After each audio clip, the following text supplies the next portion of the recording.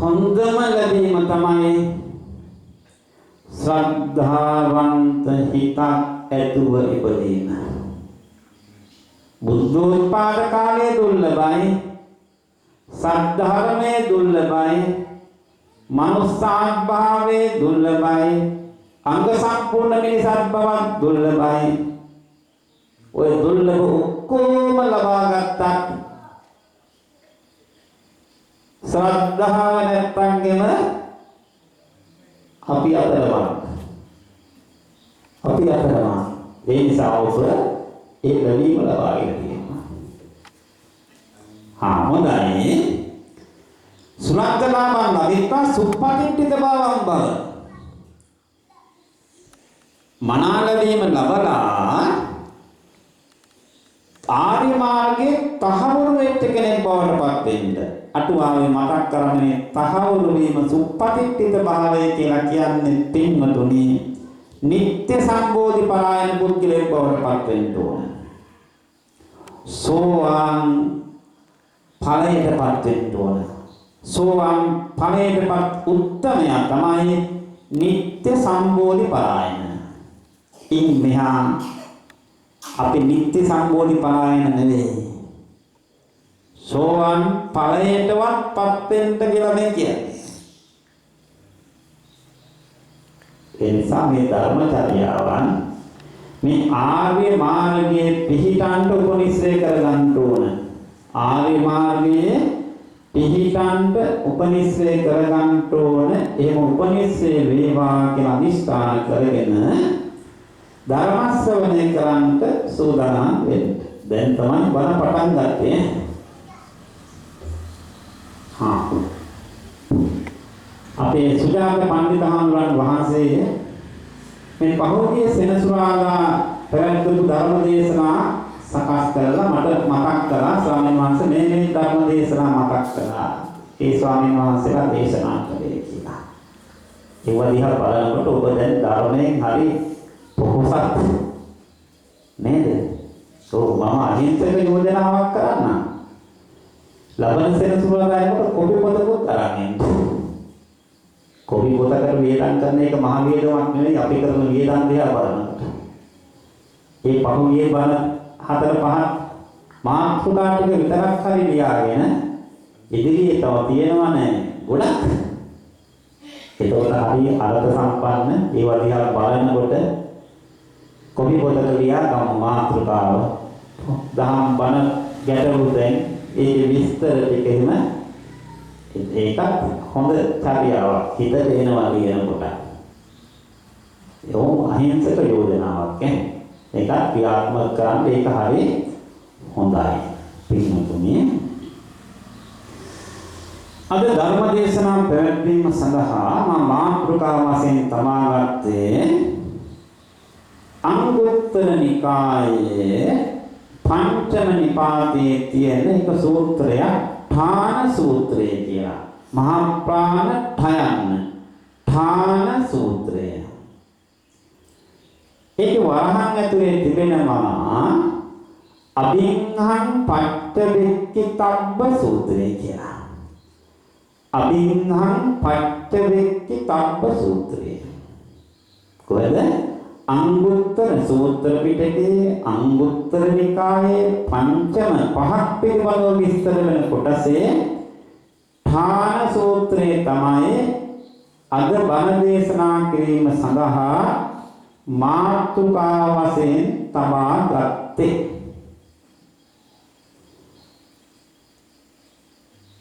පංචමානි භික්ඛවේ ඨානානි අභින්හං පට්ඨවෙක්කිතබ්බා ඉත්‍යාවා පුරිසේනවා ගහට්ටේනවා පබ්බජිතේනවා. මහණෙනි කරුණු පහක් තියෙනවා ස්ත්‍රියක් විසින් මේවා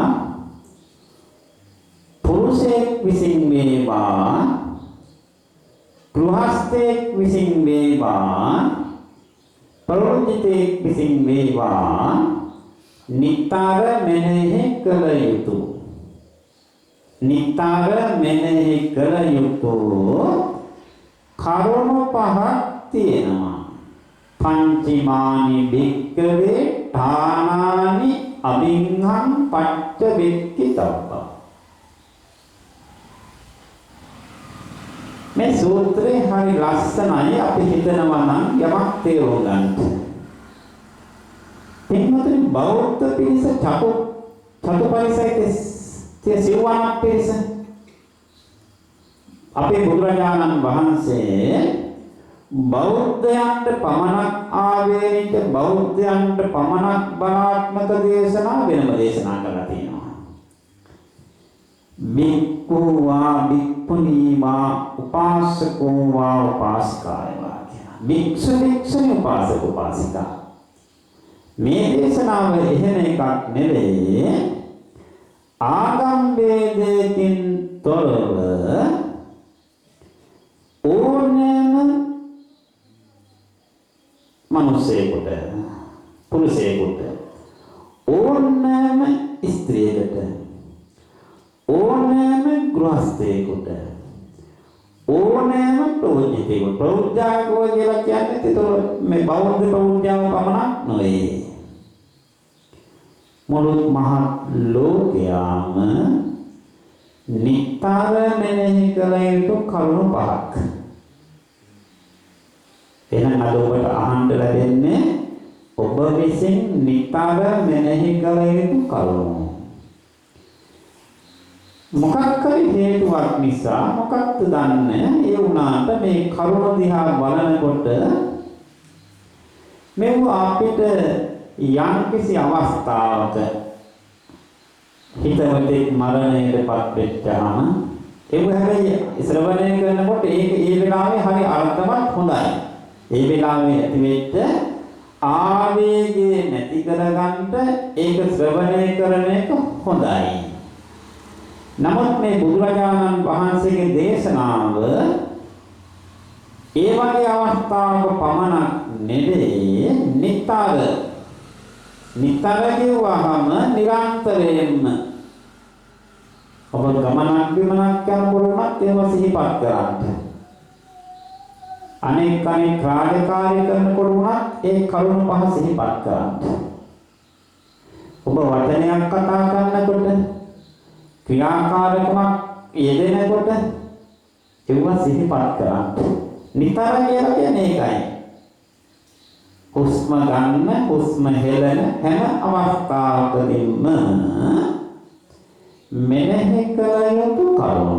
වයස් ભેදයකින් තොරව උගත් නුගත් ભેදයකින් තොරව කුලවත් කුලහීන දුප්පත් පොහොසත් ભેදයකින් තොරව නිතර මෙනෙහි කළ යුතු කරුණු පහක්. මම එකින් එක මතක් කරන්නම්. ඒ මතක් කරනකොට ඔබ තර්කානුකූලව ඇයි බුදුරජාණන් වහන්සේ මෙවන් නිතර මෙනෙහි කළ යුතුයි කියලා දේශනා කළේ කියලා තර්කානුකූලව සිහිපත් කරලා හිතට තහවුරු කරගන්න ඕන.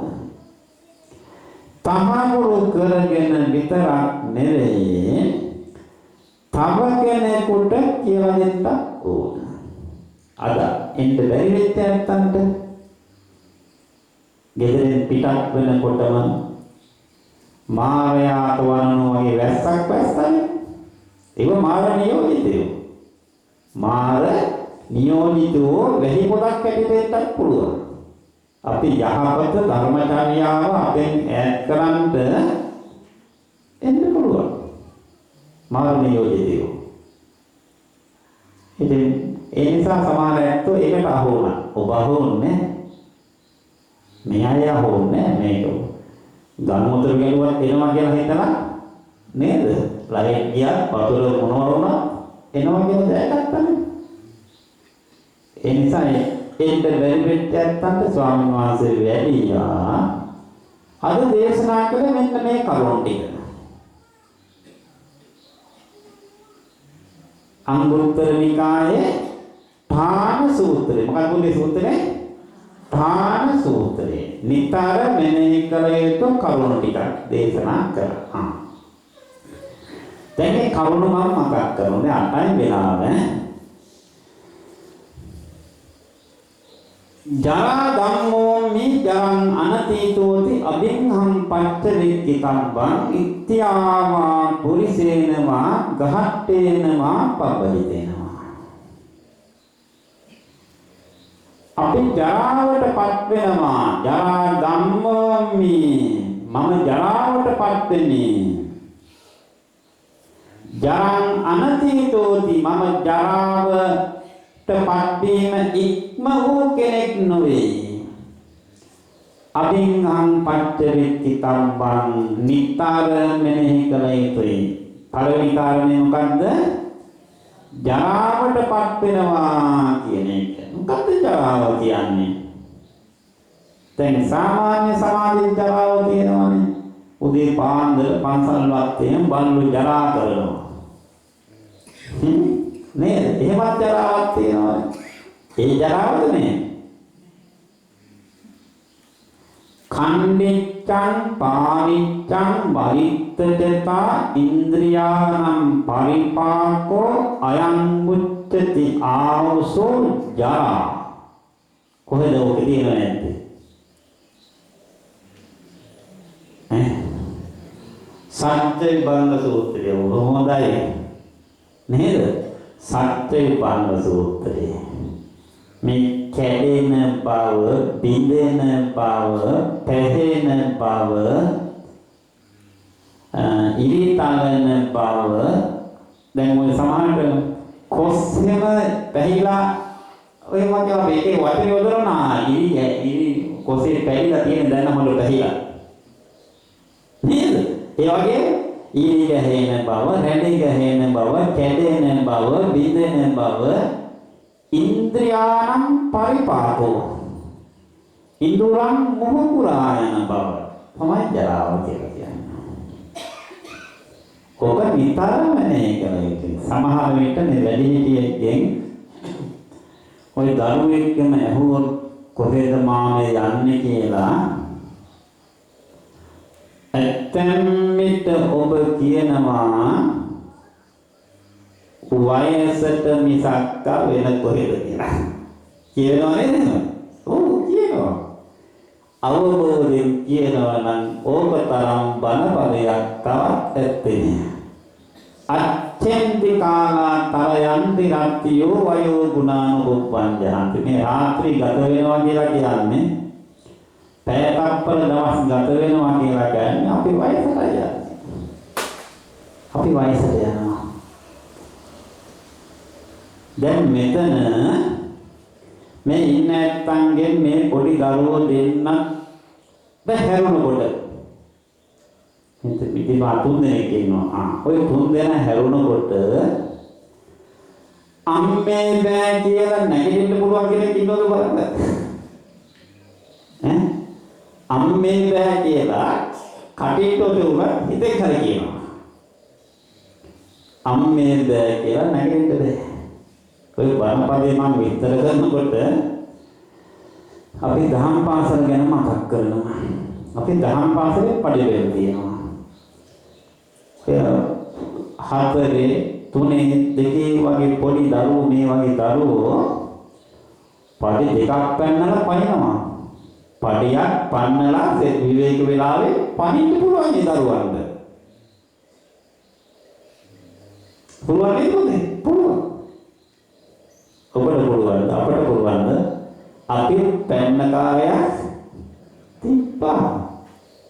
දැන් මොන දාවට පත්‍රන කිව්වොකයි. ඔය හයිය හැමදාම තියෙන්නේ නැහැ කියලා මෙනේ කරන්න කියලා. එතකොට පින්වතුනි කිංච මෙක්කවේ ජරං අනතීතෝති අභින්නම් පච්චවෙක්කිතබ්බං. ඔය සූත්‍රයේ ඉදිරියට යනකොට බුදුරජාණන් වහන්සේ විමසනවා එයි මහණෙනි මම මේ ජරාවටපත් වෙන එක ඉක්මවූ කෙනෙක් නෙමෙයි ජරාවටපත් වෙන්නේ කියලා නිතර මෙනෙහි කළ යුතුයි කියලා දේශනා කරන්නේ. ඔන්න දැන් තරකානුකූලව හිතන්න කියලා කියන්නේ. අත්ති වික්කවේ සත්තා යොබ්බන මදෝ යේන තේන මදේන මත්තා කායේන දුක්ඛනිතං චරන්ති වාචාය මනස. මේ සත්වයන්ට ස්වභාවයෙන්ම තියෙනවා යෞවනත්වයක්. ඒක හොඳයි. ඒකෙන් මත්තුනොත් හැම විපත්ති කරයි. කයේ හයිය තියෙන යෞවන ශක්තිය හොඳයිනේ. ඒකෙන් මත්තුනොත් මගේ කයේ හයිය හැමදාම තියෙනවා කියලා හිතලා මම තමා ශක්ති සම්පන්න පුද්ගලයා. මට වැඩි මිනිකුව වතුර තෙල් ගන්න පුළුවන්. ඒකට ජව සම්පන්නයි මම කියලා හිතාගෙන කයේ හයිය හිතන වට ක්‍රියාත්මක කරනවා. ඒ හිතන ඒවත් හොඳ ඒවත් හිතෙනවා, නරක ඒවත් හිතෙනවා.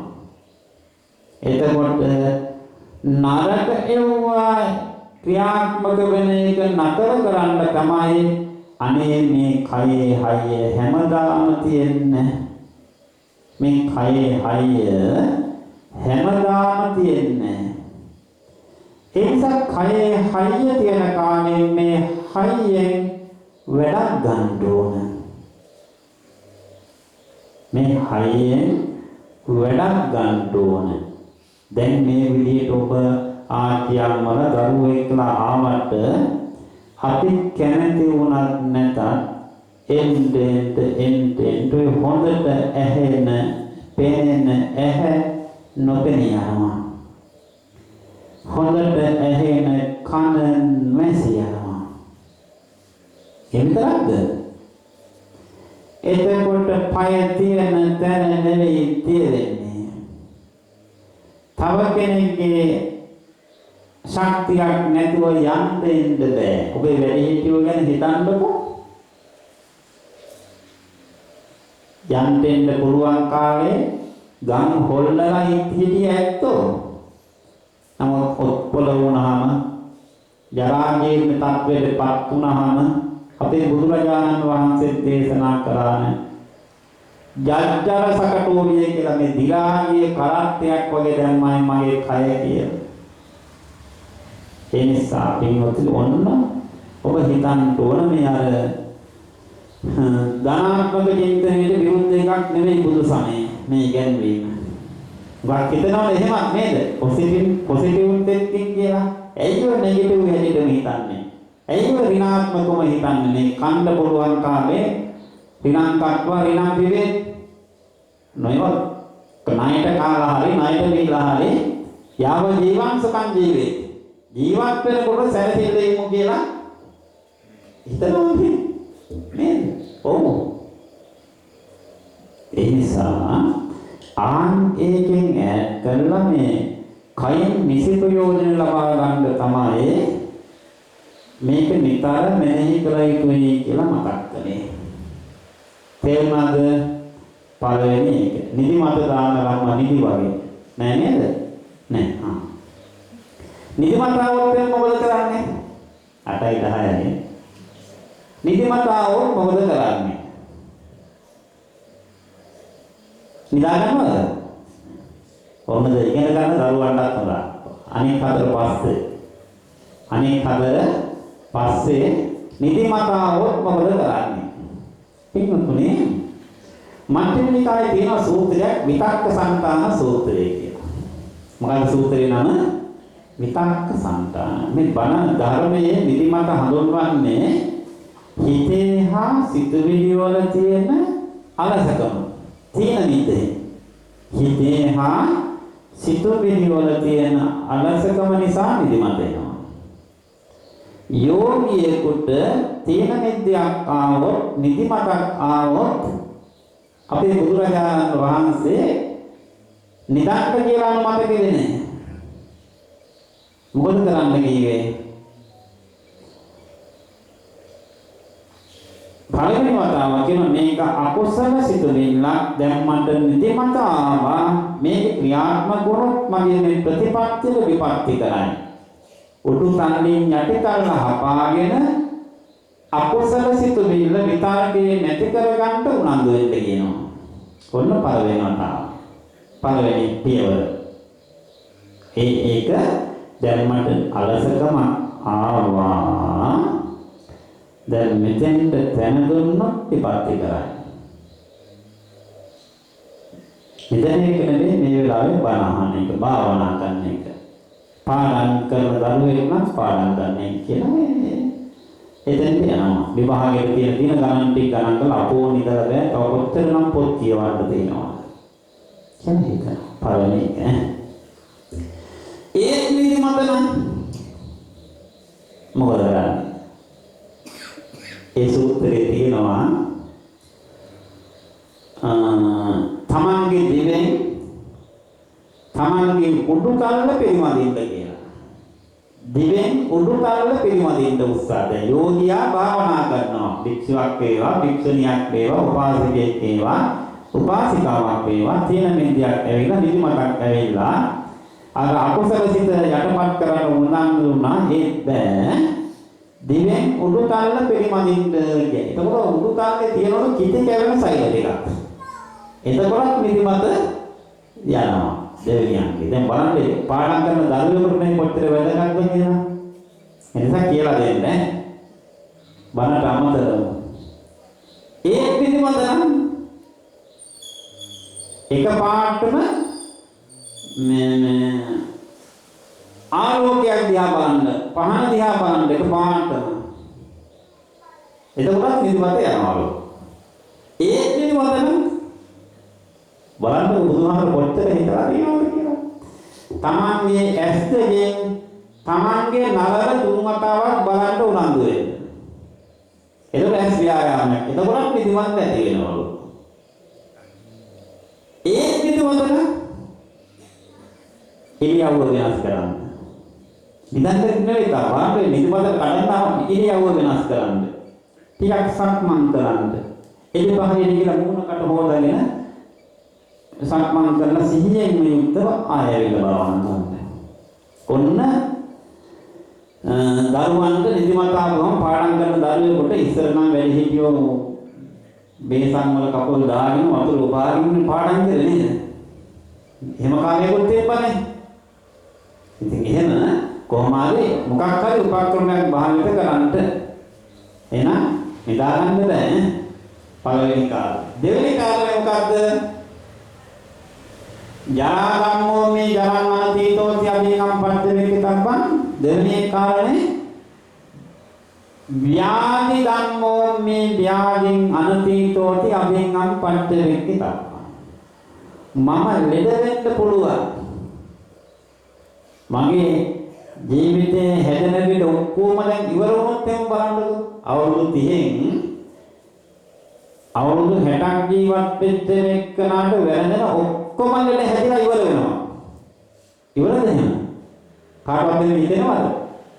ආයෙ නම් මට ඉදිරියේ හැදෙන්න කිසිම ලෙඩක් නැහැ. හැදෙන ඔක්කොම ලිස්ට් එකම හැදිලා ඉවරයි කියලා. නම්බුකාර ලෙඩක් තියෙනවා නේද නේද? හරි ආඩම්බරෙන් කතා කරන ලෙඩ. නේද? එතකොට ලෙඩ හැදෙනවා. ඒකත් මෙනෙහි කළ යුතුයි කියලා තියෙන්නේ. අපි ලෙඩ වෙන්න පුළුවන් කියලා. වාතයේ කිපීමෙන්, පිත කිපීමෙන්, සෙන කිපීමෙන්, ඍතු විපර්යාස වලින් ලෙඩ වෙන්න පුළුවන්. ඒකත් හේතුවක් තියෙනවා. අත්‍යවික්කවේ සත්තා ආරෝග්‍ය මදෝ. යේන මදේන මත්තා කායේන දුස්චරිතං චරಂತಿ වාචාය මනසං. ආරෝග්‍ය මදයෙන් මත්වනාම සත්වයා සිතෙන් කයෙන් වදනෙන් දුසිරිතේ දෙනවා. මට ලෙඩ වෙන්නේ නැහැ කියලා හිතෙච්ච තැනම ලෙඩෙක් දැක්කහම කරුණාවක් ගිලාන උපස්ථානයක් කරන්න පෙළෙන්නේ. අනේ මෙහෙම හිටියට මට කොහොමද ලෙඩ වෙන්න පුළුවන්? කියලා ඉතින් ලෙඩ වෙච්චාම කයේ හයිය නැති වෙනවා දුබල වෙනවා එක්තැන් වෙනවා. එතකොට තව කෙනෙක්ගේ උපකාරයක් නැතුව නැගෙන්නත් අමාරුයි. ඒ නිසා මම ගිරණුන්ට උපස්ථාන කරන්න ඕන කියලා මේ ගිලන් උපස්ථානය හැම හොයනවා. ඒකයි මේ මතක් කරේ.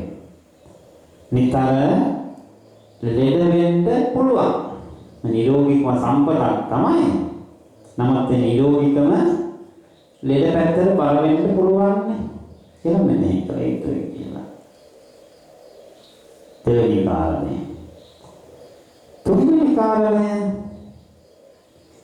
මරණ ධම්මෝ මේ මරණං අනතීතෝති අභිඤ්ඤං පච්චවෙක්ඛිතබ්බං. මම මරණයටපත් වෙන්න ඉන්න කෙනෙක් පිනා මරණය ඉක්ම වූ කෙනෙක් නෙවෙයි. මා සම්මුති මරණයටපත් වෙන්න. මරණය කියන්නේ මොකක්ද මතකද? සත්‍යබංග සූත්‍රයේ කොහොමද කියන්නේ? චුති චවනතා මච්චු මරණං කාල කිරියා කලේබරස්ස නික්කේපෝ අයං මුත්තතාවසෝ මරණං. චුතිය මේක ඉවත් වීම ඉවත් වෙන බව සවනතා මච්චු මේ සම්මුති මරණය. කාල ක්‍රියා කියන්නේ මොකක්ද? කාල ක්‍රියා කරනවා කියන්නේ මොකක්ද? දැන් සමහර කට්ටිය කාලක් මේක සිංහල වචනේ කලෝරිය කරනවානේ. ඒ පොදු සිංහලේ සුද්ධ සිංහලේ කාල ක්‍රියා කරනවා කියන්නේ මොකක්ද?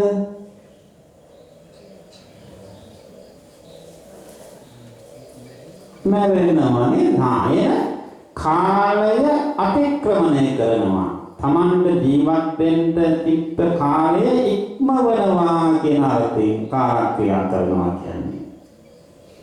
කාල ක්‍රියා කරනවා කියන්නේ කාල ක්‍රියා කියලා පාලියෙන් තියෙන්නේ.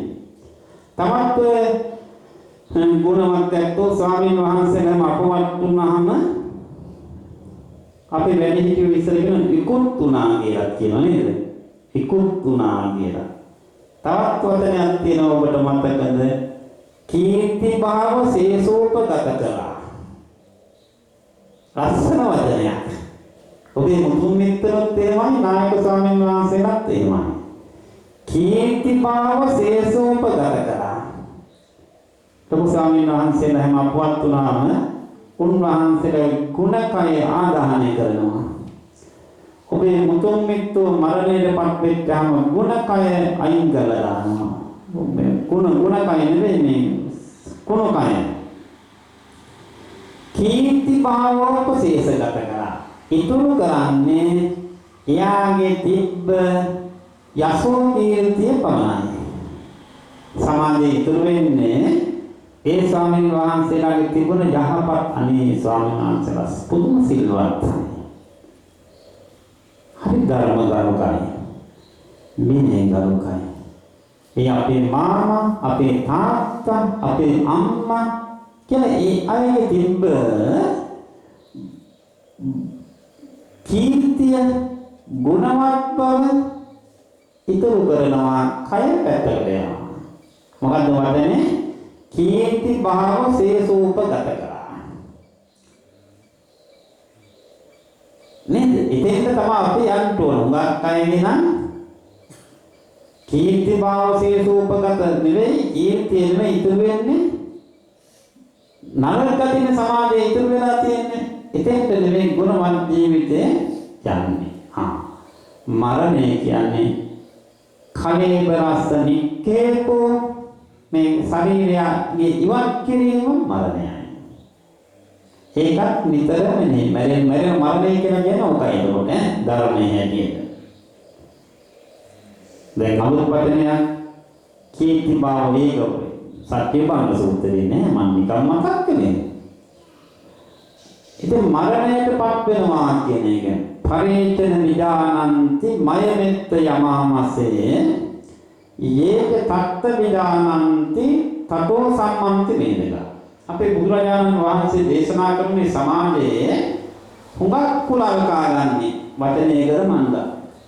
හුඟක් අඬගබර ඇති කරන්නේ මම මැරෙන්නේ නැහැ කියලා හිත නැත්තන්ලු. මම මැරෙන්නේ නැහැ හැමදාම ඉන්නවා කියලා හිත නැත්තෝ තමයි මේ සමාජයේ අරුමුද ඇති කරන්නේ. යම් කෙනෙක් අනේ මම ජීවිතයේ තියෙන මේ ලෝකේ තියෙනකන් ඉන්නේ නැහැ. බොහොම ටික කාලයක් කාලය කියන්නත් බෑ නේද? කාලය කියන්නත් බෑනේ. ටික කාලයක් ජීවත් වෙන්නේ. ජීවත් වෙලා ඉන්න කාලය තුලදී ගුණය දෙන්න ඕන, ධර්මයේ පිළිටන්න ඕන කියලා හිතන එක තමයි මේ මරණ ධර්මයේ පිළිබඳව මෙනෙහි වීමෙන් සිද්ධ වෙන්නේ. දැන් කරුණු තුනක් මතක් කළා. පළවෙනි එක මොකද්ද? වයසට යනවා කියන එක මෙනෙහි කරන්න ඕන. දෙවෙනි එක ලෙඩ වෙනවා කියන එක මෙනෙහි කරන්න ඕන. තුන්වෙනි එක මරණයටපත් වෙනවා කියන එක මෙනෙහි කරන්න ඕන. හතරවෙනි එක සබ්බේහි නීතියේහි මනාපේහි නානා භාවෝ විනා භාවෝති අභින්නම් පෂ්ඨ වෙක්කිතබ්බං ඉත්‍යාවා පුරිසේනවා ගහට්ටේනවා පබදිනවා.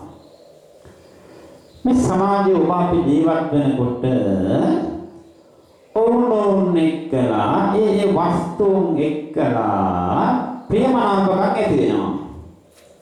අම්මා තාත්තට දුවදරුවන් ප්‍රියයි මනාපයි. දුවදරුවන්ට අම්මා තාත්තා ප්‍රියයි මනාපයි. සහෝදර සහෝදරියන්ට සහෝදර සහෝදරියෝ. තමන් වෙහෙසටපත් කර උපයාගත් වස්තුව පරිභෝග සම්පත් ඒව තමන් රැකෙන්න ඒව රැකගන්න තමයි උත්සාහ කරන්නේ. ප්‍රියමනාපකමක් තියෙනවා. අපි බුදුරජාණන් වහන්සේ මේ දේශනා කරන්නේ ඒ හැම ප්‍රියමනාප වස්තුවකින්ම ඔබ අපි කැමති වුණත් නැතත් සම්බේහි මේ පියේහි මනාපේහි නානා භාවෝ විනා භාවෝති. ඒක වෙනස් ස්වභාවයටපත් වෙන්න සිද්ධ වෙනවා හැම ප්‍රියමනාප වස්තුවකින්ම. අභින්නම් පච්චවේක්කිතබ්බං. ඔය හැම එක්වීමක්ම වෙන් වෙනවා කියලා හිතන්නේ කොහොමද? ගෙදරක 5 දෙනෙක් හිටියොත් උපන් දින සාද 5ක් නේ? උපන් දින සාද 5ක් තියෙනවා අවුරුද්දකට. ඔබ හිතුවද පාංශකූලමේ අවස්ථා 5ක් තියෙනවා. ඔය 5න් 4කටවත් 2කටවත් වටත් මොහොත දෙන්න සිද්ධ වෙනවා කියලා.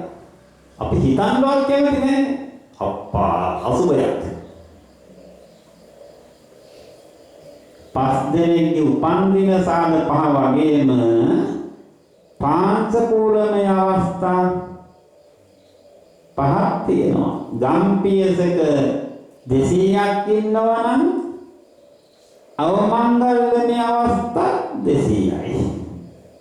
ඔබ අපි කැමති වුණත් නැතත් තව අවුරුදු 100ක් ගිය තැන මේ ගම්පියස්වල මේ එක මොණක්වත් නැහැ.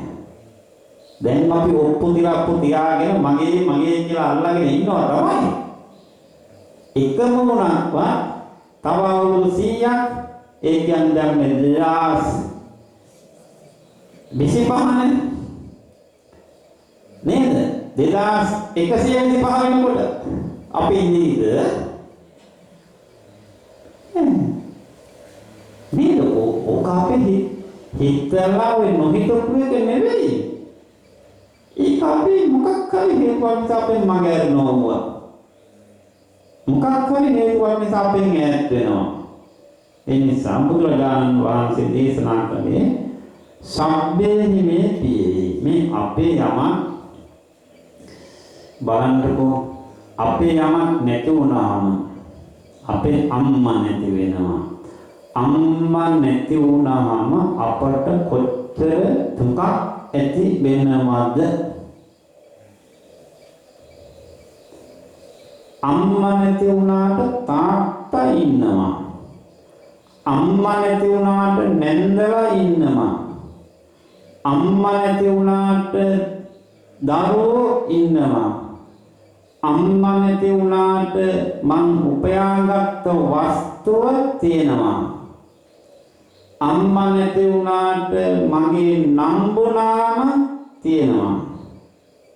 එක්කෙනෙක් නැති වුණාම කොච්චර කම්පාවක් ඇති වෙනවද? යම් අවස්ථාවක ඔය ඔක්කොම මට නැති වෙනවා කියලා හිතීම ආවොත් අර අම්මා නැති කියලා කම්පාව යාවා මට දැන් තියෙන ඔක්කොම නැති වෙන්නයි යන්නේ. ගුණයක් හුරු නොකරගත් හිතක් කොච්චරනම් කලබල වෙයිද? ගුණයක් හුරු කරගත්ත හිතකට බයක් නැහැ. මේ කොව්වා ප්‍රයෝජනෙට ගන්නවා තමයි. ඔව් අපෙන් ගිනිනවා. අනේ සමහර වැඩිහිටියන්ගේ ස්වාමීන් වහන්සේකින් අපි මේ ඕනකට වැඩි මොකක්වත් උදරුවන් දෙය ගන්නවා. දරුවන් යුතුයකම් කළා. ඒ අය අපට සලකනවා. අපිට ඕනකට වැඩි ඒගොල්ලෝගේ බලාපොරොත්තු නේ අපි සතුටින් ඉන්නවා. කියලා බොහොම උදන්නන වැඩිහිටියෝ ඉන්නවා. අද මරමත් බයකුත් නැහැ. එහෙම කම්පාවකුත් ඇත්තේ නැහැ. අනේ අපේ කියන්නේ ජීවිතේ වෙච්ච දේකුත් නැහැ. අපි සතුටින් ඉන්න ස්වාමීන් වහන්සේ කියලා මතක් කරන වැඩිහිටියෝ අපි අතර ඉන්නවා. අන්න එතෙන්ට තමයි අපි හිත අරගෙන යන්න ඕනේ. ඒ නිසා තමයි සියලුම ප්‍රියමනාප වස්තුන්ගේ ඒවයි ප්‍රයෝජනෙට ගන්නවා. යුතුයකම් කරනවා. යුතුයකම් පැහැරෙන්නේ නැහැ. ඒ යුතුයකම් කළාට ඒ වගේ ස්වභාවයේ කවදා හරි අපෙන් ගිලිහෙන්න පුළුවන්. අපිට නැති වෙන්න පුළුවන් කියලා බලාපොරොත්තු වෙනවා.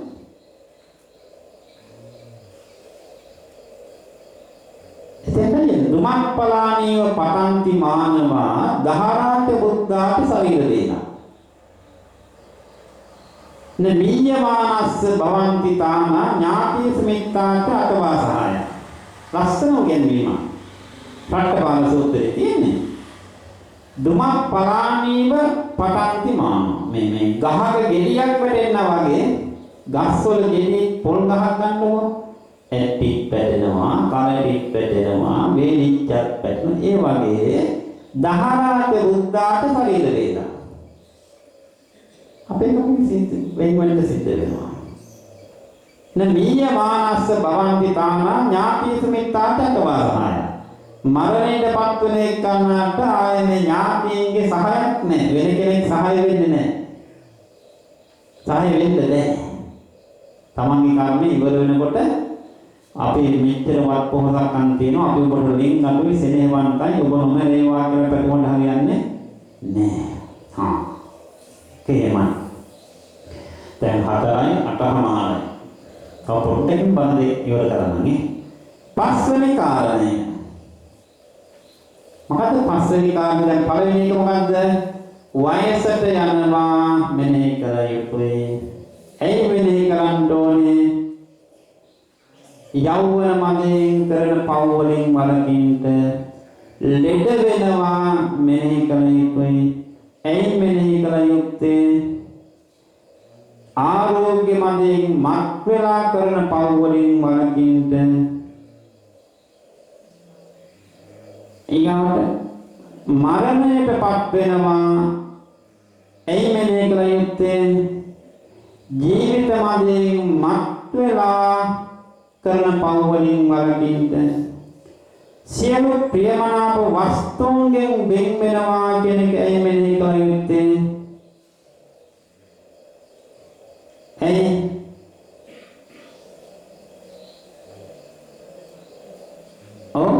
නන්දි රාගේ ඒවට ඇලෙන ස්වභාවය වළක්වා ගන්නට පස්වෙනි කාරණය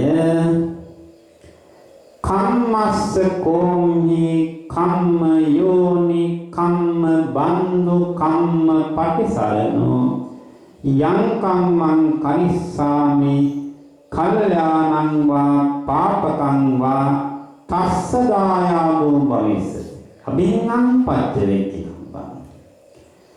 කම්මස්ස කෝම්හි කම්ම සක කර්මය ස්වකීයයි කර්මය තමයි තමන්ගේ උගා දෙනෙක් මතක් හිතනවා පුත්තාමත්ති ධනම්මත්ති මට පුතුන් ඉන්නවා මට වස්තු පරිභෝග උපභෝග සම්පත් තියෙනවා කියලා තියෙනවා තමයි තාවකාලිකයි ඒවා තාවකාලිකයි අපි බුදුරජාණන් වහන්සේ ළඟට ආපු එක්තරා දෙවි කෙනෙක් බුදුහාමුදුරන් අහනවා කිංනි කස්ස සකා හොන්ති කිංච ආදාය ගච්ඡති කියලා. බවත් ගෞතමයන් වහන්සේ ඇත්තටම සොකීය වෙන්නේ මොනවද? ඇත්තටම අපට අරගෙන යන්න පුළුවන් මොනවද? කිංච ආදාය ගච්ඡති. ඒ වෙලාවේ බුදුරජාණන් වහන්සේ දේශනා කළේ උබ්බෝ පුඤ්ඤං ච පාපං ච යෝමච්ඡා කුරුතේද තං තස්ස සකා හොන්ති තංච ආදාය ගච්ඡති අපිට අරගෙන යන්න පුළුවන්කම තිබෙන්නේ උබ්බෝ පුඤ්ඤං ච පාපං ච සිද්ධ කරපු පින්පව් දෙක පමණයි. තෝගේ වැඩි හිටියෝ ගැන හිතන්නකෝ. මේ හුඟක් වැඩි හිටියන්ගේ අම්මලා තාත්තලා දැන් නෑනේ. ඉතින් මේ වැඩි හිටියෝ අම්මලා තාත්තලා රැකී ආරක්ෂා කළා. ඔබ වගේ ගුණවත් දුවරුවෝ හදා වඩා ගත්තා. ගෙවල් දොරවල් ඉදි කළා. ඒ අය මරණයටපත් වුණා. ඇස් වගේ හදාගත්ත දරුවෝ ඒ තැන්වල. ගෙවල් දොරවල් ඒ තැන්වල. ධනදාන සම්පත් තිබ්බනම් ඒවා ඒ තැන්වල. ඒකම ගියා. මොනවද කරන්නේ? මොකද පාරන්නේ නැද්ද? පුළුවන් කාලේ පුරාගත් ගුණධර්ම දෙක පින් ටිකයි පව් ටිකයි අරන් ගියා. ඔබට ඔය ටික ඔබත් දුවරුවන් හදනවා. ඔබත් ගෙවල් දොරවල් හදනවා. ඔබත් රැකී ආරක්ෂා කරනවා. ඔබත් නොඑක් ධන සම්පත් වලට උරුමකම් කියනවා. ඔබම තියලා ඔබට යන්න වෙනවා. ඒක කල්පනා කරන්න කම්මසක මේ කර්මය තමයි ස්වකීය වෙන්නේ. අනිත් ඒවා ස්වකීයයි තමයි తాවකාලිකයි. ඒවා අර සමාන සම්මි සමාගම් කියන සීමා සහිතයි කියලා. ගේ ඇතුලේ ඉන්නකන් විතරයි ගේ රැකවරණේ තියෙන්නේ. මිදුලට ගියාට පස්සේ මං කයින් අල්ලපු ගයක් හදාගත්තා මන්දිරයක් හදාගත්තා ගේ මෙනෙහි කළා කියලා නොදැනී ඉන්නේ නැහැ. නේද? එතකොට මේ වගේ ලැබෙන රැකවරණය සීමා සහිතයි. නිවන් දක්නා ජාති දක්වාම අපට